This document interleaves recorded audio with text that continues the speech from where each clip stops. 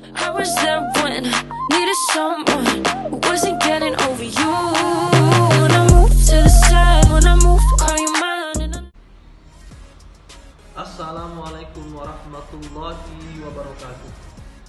Mitra ASN dimanapun berada, berjumpa lagi dengan saya Muhammad Basyuar SH, NDH nomor urut 11, peserta Latsar CPNS Kabupaten Pangkep, Provinsi Sulawesi Selatan. Pada kesempatan yang baik ini, saya akan meresume materi tentang manajemen ASN ataupun manajemen PNS. Aparatur sipil negara mempunyai peran yang sangat penting dalam rangka menciptakan masyarakat madani yang taat hukum, berperadaban modern, demokratis, makmur, adil, dan bermoral tinggi dalam menyelenggarakan pelayanan kepada masyarakat secara adil dan merata, menjaga persatuan dan kesatuan bangsa dengan penuh kesetiaan kepada Pancasila dan Undang-Undang Dasar tahun 1945.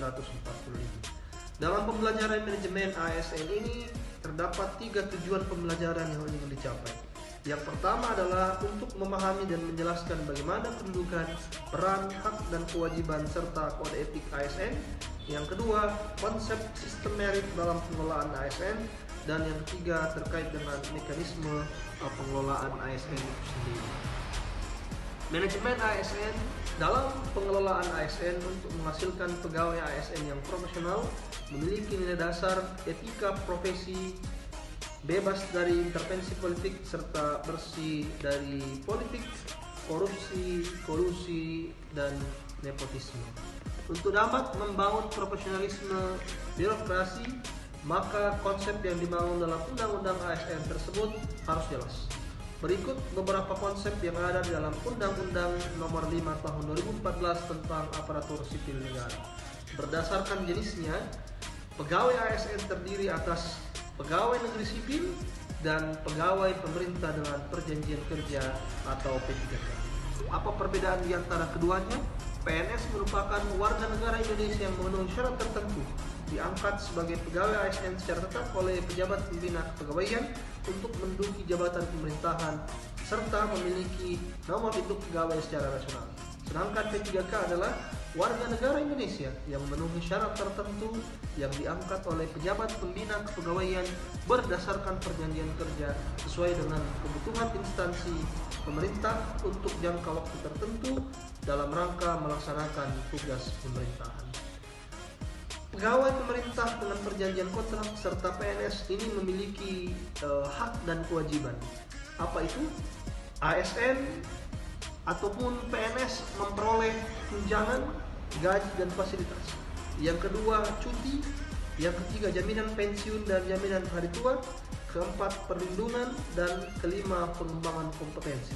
Sedangkan P3K berhak memperoleh gaji dan tunjangan, cuti, perlindungan dan pengembangan kompetensi, serta lain sebagainya selain daripada jaminan hari tua dan jaminan pensiun.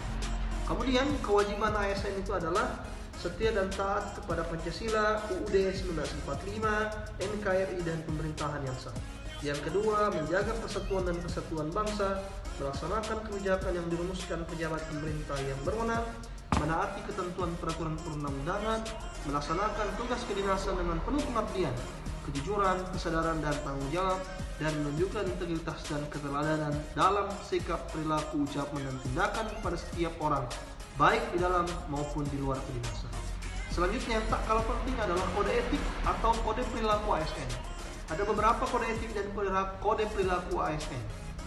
Yang pertama, melaksanakan tugasnya dengan jujur, bertanggung jawab dan berintegritas tinggi, melaksanakan tugasnya dengan cermat dan disiplin, melayani dengan sikap hormat, sopan, dan tanpa tekanan, melaksanakan tugasnya sesuai dengan perintah atasan atau sejauh tidak bertentangan dengan ketentuan peraturan perundang-undangan dan etika pemerintahan, tidak menyalahgunakan informasi intern negara, tugas, status, kekuasaan, dan jabatannya untuk mendapat atau mencari keuntungan atau manfaat bagi diri sendiri atau untuk orang lain, memberikan informasi secara benar dan tidak menyesatkan kepada pihak lain yang memerlukan informasi terkait dengan kepentingan kedinasan, melayani dengan sikap hormat, sopan, dan tanpa tekanan, menjaga agar tidak terjadi konflik kepentingan dalam melaksanakan tugasnya, melaksanakan tugasnya dengan sesuai dengan ketentuan peraturan perundang-undangan, memegang teguh nilai dasar ASN dan selalu menjaga reputasi dan integritas ASN, kemudian menggunakan kekayaan dan barang milik negara secara bertanggung jawab, efektif dan efisien, dan yang terakhir, kode etik atau kode perilaku ASN adalah menjaga agar tidak terjadi konflik kepentingan